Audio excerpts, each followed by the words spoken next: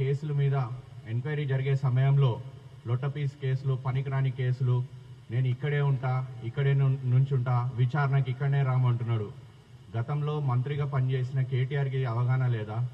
ఒక విచారణకు హాజరు కావాలంటే ఏసీబీ కానీ, సిట్ కానీ, సిఐడి కానీ వాళ్ళ దగ్గరకు వస్తుందా, లేదు మీరు వెళ్ళి ఎంక్వైరీకి అక్కడ అటెండ్ కావాలనే ఇంగిత జ్ఞానం కేటీఆర్కి లేదా అని నేను అడుగుతున్నాను.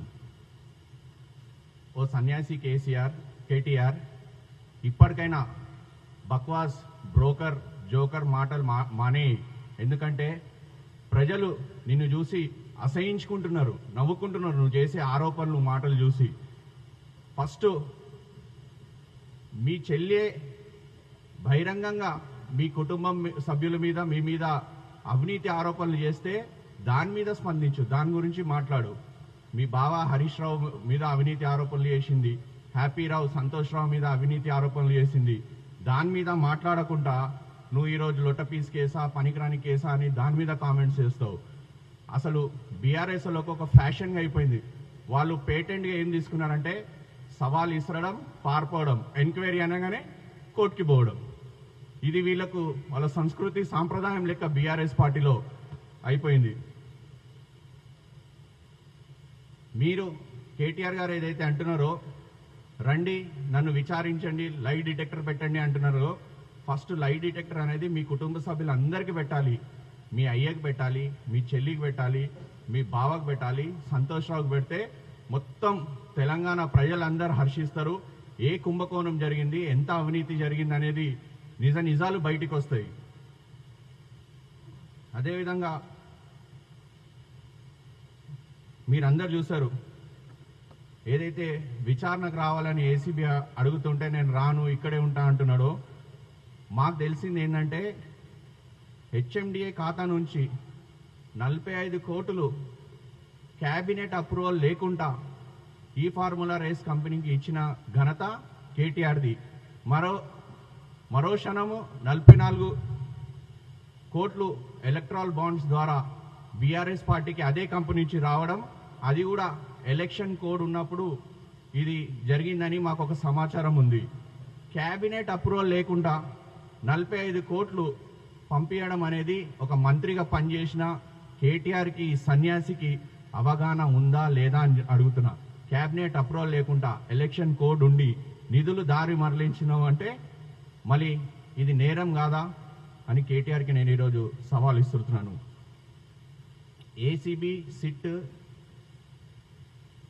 సిఐడి అనేటివి రాజ్యాంగబద్ధ కలిగిన సంస్థలు, రాజముద్రలు కలిగిన సంస్థలు. ఇవన్నిటి కూడా ఇలాంటి ఏమైనా జరిగితే రాష్ట్రాల్లో విచారణలు, ఎంక్వైరీ కమిషన్స్ ఇవన్నీ కూడా వాళ్ళు వస్తారు, మీకు ఎంక్వైరీకి నోటీసులు ఇస్తారు, రామంటారు, ఎంక్వైరీ జరుగుతుంది. ఎందుకు భయపడుతున్నావు? నువ్వు ఎంక్వైరీ జరిగినప్పుడు వెళ్ళు, ఏసీబీ ఆఫీస్కి వెళ్ళు, నోటీస్ తీసుకో, మాట్లాడు. అక్కడ నిజాలు ఏమున్నాయో నీ దగ్గర ఏమైనా ఆధారాలు ఉంటే అక్కడ సమర్పించు. ఆ ఎంక్వైరీ నుంచి నువ్వు బయటికి రా, కడిగిన ఆనిముత్యంగా నువ్వు బయటికి వస్తే తెలంగాణ ప్రజలందరూ కూడా హర్షిస్తారు. అది కాకుండా లొట్టపీస్ కేసు, లొట్టపీసు ఇవి అని చెప్తున్నావు. మళ్ళీ గతంలో మీ దాంట్లో కూడా వేసిన ఏసీబీ, సిఐడి కేసులు అవన్నీ లొట్టపీస్ కేసులా? మళ్ళీ ఆ విచారణలు అన్నీ జరిగినాయి లొట్టపీస్ విచారణలా? అవన్నీ మర్చిపోయి నేను రాను, నువ్వు రాకుంటే, ఎంక్వైరీకి రాకుంటే, నోటీసులు తీసుకుంటే ఎవరు రావాలో నీ దగ్గరకు వస్తాడు. ఆ మోడు కూడా అక్కడ చూస్తుండు కూర్చొని, ఆయన ఎవరో మేము సమయం వచ్చినప్పుడు చెప్తాము, నువ్వు ఎంక్వైరీకి రాను, చేయనన్నప్పుడు వాళ్ళే ఎవరు రావాలో నీ దగ్గరికి వస్తారు, తీసుకుపోతారు, నీకు ఎంక్వైరీ చేస్తారు. నువ్వు నిజంగా అవినీతి చేయలేదంటే నీకు, నీ కుటుంబానికి అందరికీ నార్కో అనాలిసిస్ టెస్ట్ చేద్దాం. గతంలో అమరవీరుల స్తూపం దగ్గర white challenge narco analysis test చేద్దాం అంటే పారిపోయాను. ఎవరో పిలిస్తే గొట్టంగా నేనెందుకు వస్తా అన్నావు నువ్వు. మళ్ళీ ఇలాంటి ఛాలెంజ్ ఇస్తున్నావు. రా, ఫస్ట్ నీ బొమ్మర్ది కూడా చేద్దాం బ్లడ్ టెస్ట్. మీ చెల్లికి, బావకి, సంతోష్ రావుకి చేసిన తర్వాత, నీకు బ్లడ్ టెస్ట్ చేసిన తర్వాత అప్పుడు నార్కో అనాలిసిస్ టెస్ట్ నీకు, మీ అయ్యకు చేస్తే నిజాలు బయటపడతాయి. అసలు విచారణ అంటే ఎందుకు పారిపోతున్నారు? ఇప్పుడు నేను లొట్టపీస్ కేసు అంటున్నావు, మళ్ళీ లొట్టపీస్ కేసు అయినప్పుడు కాళేశ్వరం కమిషన్ గురించి ఎందుకు కోర్టుకి పోయినాను? కమిషన్ రిపోర్ట్ వస్తే రిపోర్ట్ బయట పెట్టొద్దు, దీన్ని ఇచ్చేయద్దు అని కోర్టును ఎందుకు ఆశ్రయించినారు? హరీష్ రావు ఇంకా కేసీఆర్ అని నేను అడుగుతున్నాను. మీకు భయం లేదు? లొటపీస్ కేసులు అయినప్పుడు కోర్టుని ఎందుకు ఆశ్రయిస్తున్నాడు? సుప్రీంకోర్టు వరకు పోయి నువ్వు కాళేశ్వరం కేసు మీద. కావున ఇవి లొటపీస్ కేసులు అయితే నీ చెంపలు ఇప్పటికే లొట్టలు పడ్డాయి నేను చూస్తుంటే. కావున నువ్వు ఎంక్వైరీకి రాకుంటే అక్కడే ఉంటా, ఏసీబీ అక్కడే వస్తా అంటే నువ్వు మంత్రిగా పనిచేసినావు. ఒక ఎంక్వైరీ జరిగినప్పుడు ఎవరు ఎక్కడ రావాలో, ఎట్లా వస్తారో, ఎట్లా తీసుకోపోతారో ఆ సమయమే నిర్ధారిస్తుంది. కావున ఇప్పటికన్నా ఇట్లాంటి మాటలు మానుకొని తెలంగాణ ప్రజలకు నీకు అన్యాయం జరిగితే తెలంగాణ ప్రజలకు నీకు అన్యాయం జరిగినట్టు, మీ అందరికీ మంచి జరిగితే తెలంగాణ ప్రజలకు మంచి జరిగినట్ట.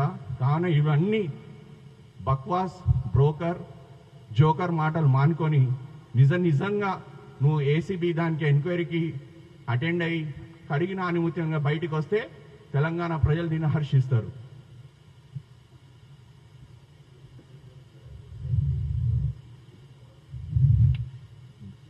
ఆయన సవాళ్ళు ఇస్తుతాడు, పారిపోతాడండి. సవాళ్ళు ఇస్తుతాడు, మేము రామంటే రాడు. మా యూత్ కాంగ్రెస్ వాళ్ళు కూడా, మా ఎంపీ అనిల్ కుమార్ యాదవ్, బల్మూర్ వెంకట్ ఎమ్మెల్సీ కూడా ఆ రోజు నీకు టెస్ట్ చేసుకుందాం, బ్లడ్ టెస్ట్ అంటే రాలేదు. అమరవీరుల స్తూపంకి అప్పుడు పీసీసీ ప్రెసిడెంట్ కూడా మా ముఖ్యమంత్రి గారు అప్పుడు రామంటే అప్పుడు కూడా పారిపోయిండు.